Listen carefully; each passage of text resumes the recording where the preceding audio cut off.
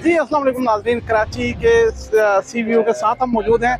Optical fibre cables जो हैं जो दुनिया भर में इंटरनेट को लेकर जाती हैं, वो कैसे ज़मीन पर लैंड करती हैं और यहाँ से आगे कैसे उसकी डिस्ट्रीब्यूशन इंटरनेट की या इस ट्रैफिक की होती है, वो आपको दिखाते हैं।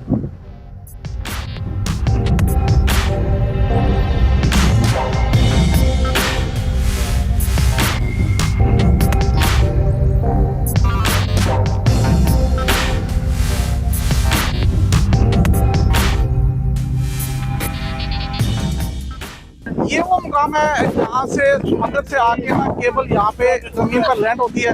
और ये जो तख्तियाँ हैं, ये ऑप्टिकल फाइबर केबल की तख्तियाँ हैं। ये यहाँ पर आके लैंड होती है, यहाँ से ये आगे डिस्ट्रीब्यूट होती है।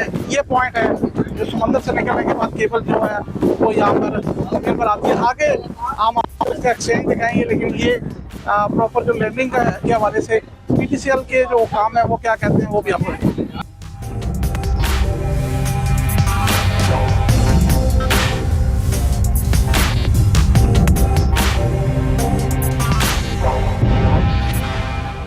अच्छा, थोड़ा सा इसकी कैरेक्टरिस्टिक्स बताते चले। देखिए, ये जो अफ्रीका 1 है, ये अब आ रहा है कराची से लेके, और इसकी 2 डायरेक्शन होंगी। एक इसका अफ्रीका में ये फाइनली लैंड करेगा साउथ अफ्रीका, और वेस्ट में जो है ये फ्रांस में टर्मिनेट होगा।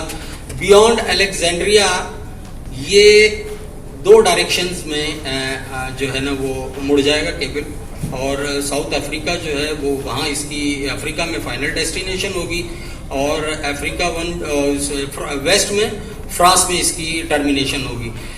इसमें नंबर ऑफ कंट्रीज 8 हैं, नंबर ऑफ लैंडिंग्स 9 हैं, कंसोर्शियम पार्टीज इसमें 7 हैं, और कमीशनिंग ईयर अभी तक तो इसका 24 है। लेकिन जो यमन के मसले चल रहे हैं रेड सी के,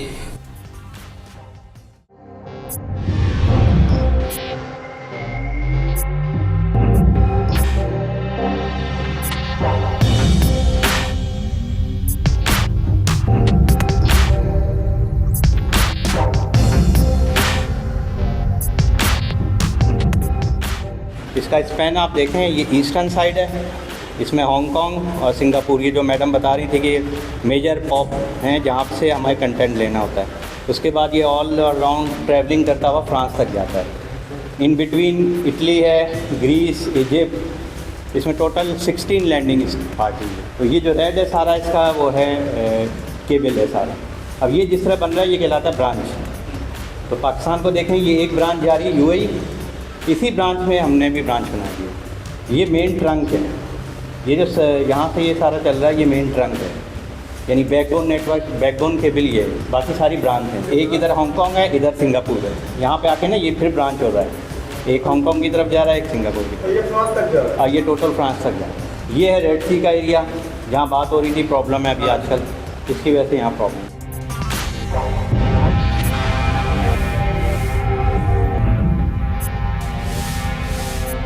टीम है मेरी मेहरान, यहाँ पे 24 आवर हम लोग रहते हैं।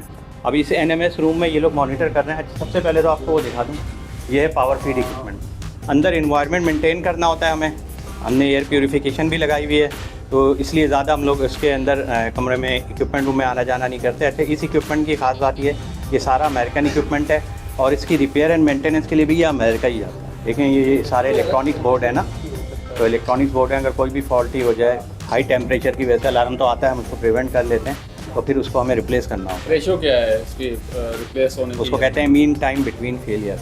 मीन टाइम बिटवीन फेलियर जो है वो डिफाइंड होता है, एक जो जैसे 100G का सर्किट है ना, उसका साल में एक कार्ड ख़राब होना, लेकिन कोई अगर मेंटेनेंस बढ़ जाए तो साल में 2 कार्ड ख़राब हो जाए, तो फिर वेंडर के ऊपर जो है ना इसकी इन्वेस्टिगेशन करता है कि इसकी क्या रीज़न है। और ज़्यादातर इन्वेस्टिगेशन में केबल स्टेशन में निकलता है, वो यही निकलता है कि आपने इन्वायरमेंट मेंटेन नहीं किया, तो फिर पेनल्टी हम पे ही आए थी। हाँ, तो इसलिए इसको मेंटेन करना पड़ता। स्टैंडर्ड यानी 1 ही है कि 1 एक साल में एक कार्ड ख़राब, और इसकी तो कोई वो नहीं है, यानी 100% 25 साल की केबल है, तो इसको ख़राब होना ही नहीं चाहिए।